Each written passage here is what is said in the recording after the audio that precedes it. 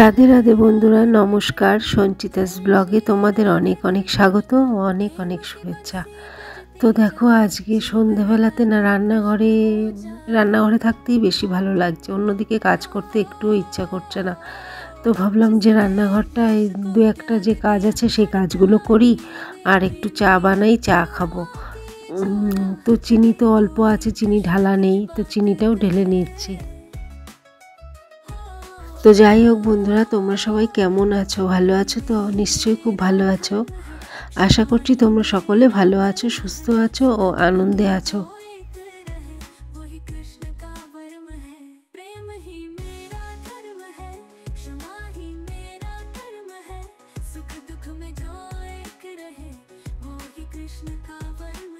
তো দেখো, এদিকে চা তো হয়ে গেছে, তো একটু চা খেয়ে নিই। আর আজকে ঠান্ডাটা না একটু কম লাগছে, কাল পরশু একটু ঠান্ডাটা বেশি ছিল, তাই জন্য আমি সোয়েটার টুপি সব পরেছিলাম। তো আজকে একটা হালকা চাদর গায়ে দিয়ে নিয়েছি। তো যাই হোক, আনন্দে থাকো, সুস্থ থাকো, ভালো থাকো, আর ঠান্ডায় সবাই সতর্ক থেকো, অ্যালার্ট থেকো, যাতে ঠান্ডাটা না লেগে যায়।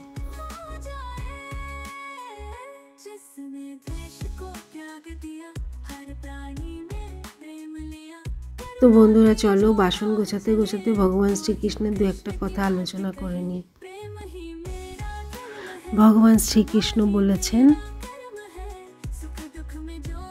চিরকাল নরম থাকতে নেই, কখনো কখনো শক্ত লোহার মতো হতে হয়,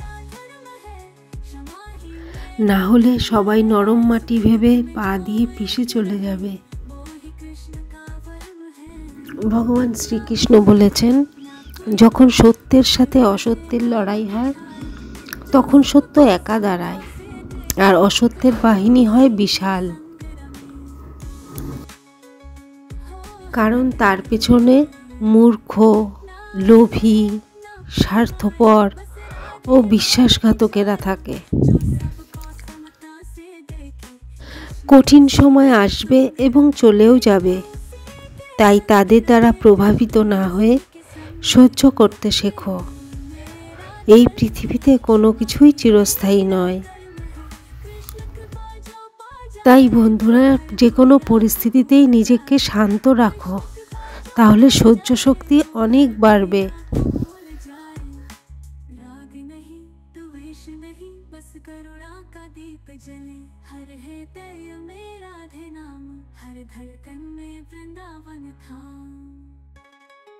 তো বন্ধুরা, ভগবান শ্রীকৃষ্ণের কথা বলতে বলতে আমার কাজ তো অনেকটা এগিয়ে গেছে। আর এদিকে ডাইনিংয়ের মানে সোফার পেছনের জানলাটা আমি পর্দাটা টেনে দিচ্ছি, কারণ মনে হয় যেন এখান দিয়ে ঠান্ডা ঢুকছে। এটা একটা বাতিক বলতে পারো। তো যাই হোক, আজকের ভিডিও আর বেশি লং করব না, এখানেই শেষ করব। আবার চলে আসবো কাল তোমাদের সামনে নতুন কোনো ভিডিও নিয়ে। তো তোমাদের যদি ভিডিওটা ভালো লেগে থাকে তাহলে অবশ্যই লাইক, কমেন্ট, শেয়ার ও সাবস্ক্রাইব করতে ভুলো না। আর তোমাদের কমেন্ট পড়তে আমার ভীষণই ভালো লাগে ও আমি খুবই খুশি হই। তো আজকের জন্য এ পর্যন্তই, টাটা।